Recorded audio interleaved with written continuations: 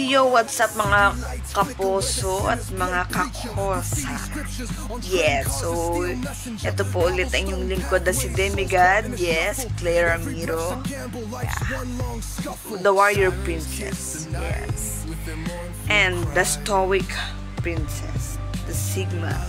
Alright, so ano nga ba yung Sigma? So, kasi merong sa psychology, merong social hierarchy sa mga tao. Tatlo. Actually, ito yung tatlo na pinaka top 3 ng mga social hierarchies ng mga tao sa lipunan. Yan nga eh. Sa mga personalities. At ito yung alpha, sigma, and beta. Ano nga ba yung tatlong to? Okay, yung alpha, ito yung mga talaga mga upgraded ang pagkatao, talagang strong, independent, mga talagang magaganda yung ano nila, mga mindset sa buhay at kanilang mga lifestyle, talagang high valued ang ganitong klase mga tao.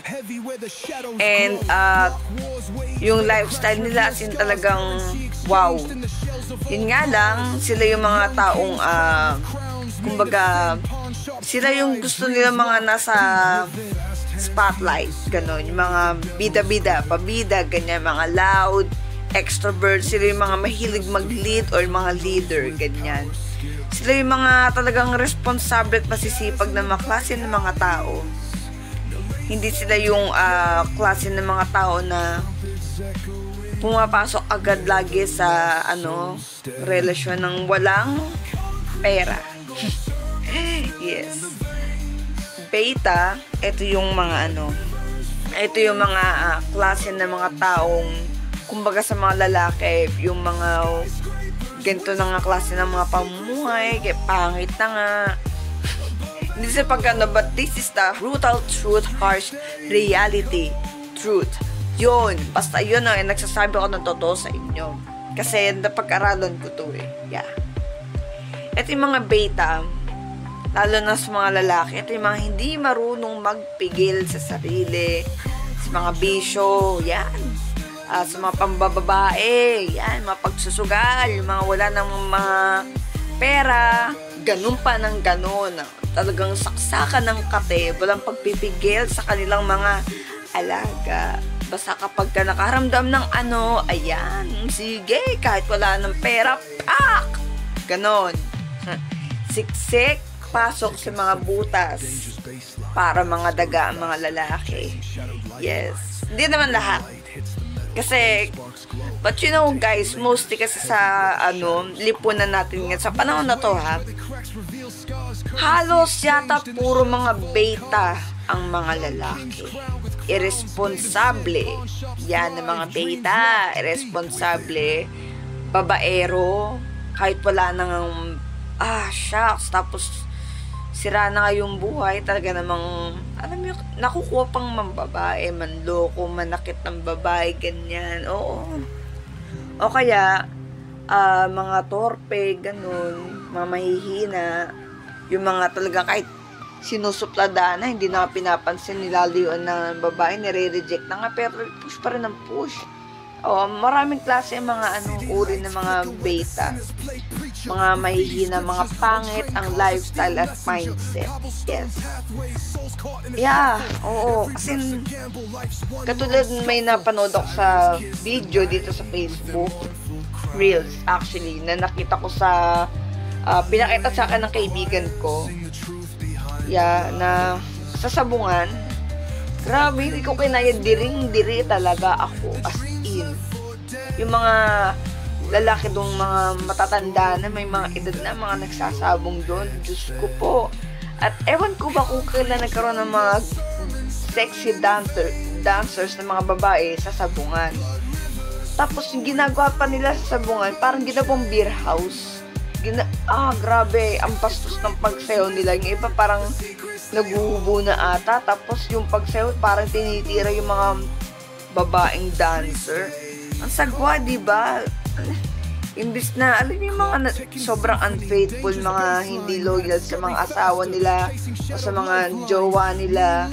Diba? Ganyan ang mga lalaki ngayon. Oo. Totoo yun. Di ba? Relate ka, tinamaan ka, kayo, ganyan, oo. Yung kagwapuhan o hindi kagwapuhan, may pera man o wala, pero tangina kapag talagang napaka-kate, hindi makontento sa isa. Ganyan ang mga beta. Oo. Pero, ang mga alpha, yan, ang mga talagang ayos. Okay. Okay yung mga pamumuhay nila. Well, malalakas ang dating ng mga alpha. Sila may mga high-valued na talagang mas talagang pag-iinteresan ng mga babae o ng mga lalaki. Depende kasi may mga alpha male, alpha female, sigma male, sigma female, beta male, beta females. Ganyan ang mga ngayon, tao. Yes. Sila kasi yung mga maayos na pamumuhay na mga high standards, high valued kind of people yan sa society. Yes, mga successful, mga may kaya, o mga nasa middle class, basta mga sila, hardworking and high valued, mga classy, ganyan. Oo. And pinagkaiba nga lang kasi ng sigma and alpha. Ang mga sigma naman, alpha din sila, but they are the introverted kind of person or people. Yan. Na okay din naman, high standards, high valued. Yan, ganun. Katulad ko, I'm sigma kasi introvert ako, and yun talaga na meron din ako talaga sariling mundo at ayokong pinakikilaman ako, ayokong inaano ako. Gusto ko yung sarili ko nagdedesisyon sa sarili ko, yung ayokong pinakikilaman ako ng ibang tao, ayokong pinupuna ako sa lahat sa buhay ko, sa sarili ko, and every small details, everything about me. Yeah. So, wag sasama loob nyo kung halimbawa na I feel so annoyed sa kung anong ginagawa nyo sa akin, kung nagde-decide ka ng kung ano man para sa akin without any my permission, no, basta ayun. Yun. So, yun din mga sigma, yung mga sariling mundo ngayon kasi nga introvert. But, ito yung mga talagang din, high valued, may mga matindi rin yung mga sex appeal, yes, mga charm, yes. But, sa mga etong mga sigma, kami yung mga tipong supladahin, ganun. Kasi nga introvert, yes. And syempre, loyal ako sa aking yeah, so baby B, asawa ko he's so grace. So ganun talaga, kahit ang daming dyan, alam mo yung mga madalande, usong na mga kalandi ang mga tao, ganyan, but I am different, yeah, autistic nga ako, may sariling mundo nga ako, so kahit ano pang gawin nila sa akin, para magustuhan ko sila, landiin nila ako, but no, my heart is still sa isang tao lang. Ganun. Huwag tayong maging beta. Huwag tayong maging kakadiri maging sim. Ang baho ng buhay ng pagiging sim o ng pagiging beta. Yeah. Kasi mga beta, kung saang butas pumapasok yung mga yan para daga sa kanal. Diba? Wala na nga pera, pangit na nga, tapos nakukuha pang maging unfaithful, maging kung sa mga makakate, mga malilikot ang inyong mga alaga. Yeah. Sorry sa mga words ko but alam nyo kasi wag nyo na akong pasin kung paano ako magsalita kasi this is me I'm just being myself. Nagpapaka-totoo ako. Okay? So,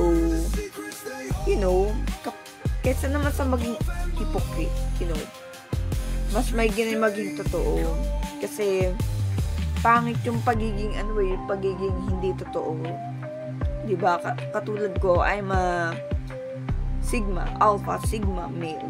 Male? No. Female, of course. Female pa rin ako siya. Yeah. So, yung mga alpha, sigma, yan, yung may mga matitinding charisma, mga matitinding mga charm, yung mga sex appeal, charismatic, na effortless. Yeah, effortless. So, dati, inaamin ko, beta ako. Ako yung kawawa, pathetic, weak, yung talagang nagpapapansin, hahabol sa crush, o sa kung sino naman nagugustuhan. Pero ngayon, no, I'm not that anymore. Kami mga sigma o mga alpha, kami mga uhaw sa mga sa self-improvement, hindi sa alam nyo na. Kasi kami mga alpha o mga sigma, meron kaming control. Napipigilan namin yung pagiging yes, hindi katulad ng mga beta, hindi marunong magpigil kapag nakaramdam ng manonood, maglalabas ng iyon. Hindi mapipigilan ang iyon. Ganyan ang mga beta. Kakadiri kayo. Yeah. Well, ganyan kayo mga beta. Yeah. Talagang talagang kukuha pa ng mga pokpok dyan sa crossing o kung saan sa mga gilid-gilid dyan, sa mga tabi-tabi. Basta lang mailabas ang inyong mga So, mula nang natutunan ko mga ganito, as in, nakokontrol ko yung sarili ko, nakokontrol ko yung pagiging, pagiging minsan yung anxiety ko. Kasi, halimbawa, kapag nag-away kami ng jowa ko, ganyan. Nung ex ko, ganyan. And ngayon, in-apply ko din sa jowa ko kapag nagkatampuhan kami. Yung, hindi talaga ako yung talagang tawag dito. Nag-reach out agad-agad. Hinahayaan kong siya yung mag-ano sa akin.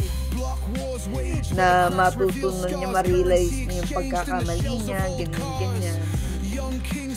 Kasi susuyuin mo, ganyan. Kaya lumalaki ang ulo ng mga kasi may pagka-narcissist ang mga tao ngayon. Mostly sa mga babae. But ako kasi, I'm a bisexual and kasi okay din sa akin to pagiging dalawang katauhan ko. Kasi syempre nakaka-relate ako sa buhay, lifestyle ng mga guys, ng mga men. Yes, kung ano yung pakiramdam nila, ganyan. Yung pamumuhay nila. Pero syempre, may natututunan din naman ako sa kanila. Yes. Pero, girls, ladies, respect pa rin sa mga guys. Huwag kayong masyadong maangas, huwag kayong masyadong mas matapang pa sa mga lalaki, sa mga jowa nyo, sa mga asawa nyo. Yes. Respetuhin nyo pa rin sila. And guys, mga lalaki, huwag naman abuso masyado sa mga jowa nyo. Huwag yung sasaktan. Be gentleman naman. And ladies, huwag naman lalaki ang ulo nyo na porke masyado kayong nilalambing at ginagawa kayong queen ng inyong mga jowa ng mga asawa, kayo na ang mas matapang sa kanila. Pasakop pa rin kayo sa mga inyong mga jowa at inyong mga asawang lalaki. Diba? Ganun yun. Guys, beta male, alpha, sigma, dapat loyal, faithful tayo sa mga natin. Okay? Hindi yung makikipag-jowa, magkakagusto sa iba, tapos in a relationship ka, kakadiri ka, huwag ganun. Kawawa naman yung girl, lalo kung ikaw hindi mapakali sa isa. Diba? Huwag ganun. Huwag mong masyadong pag-e-effortan yung taong hindi na, yung bet na bet mo, pero hindi ka naman gusto. You're such a simp beta. Yan. Ay, ganyan ngayon. Mas palalawigin ko pa yung topic na to sa susunod na episode na upload ko. Each beta, sigma, and alpha. I will make a particular video of each. Okay?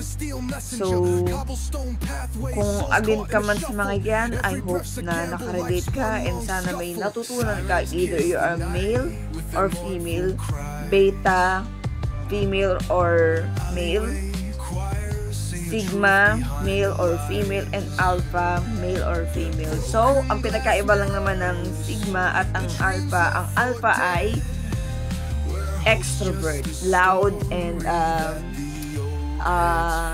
gusto nila silang leader, nag-lead. Yes.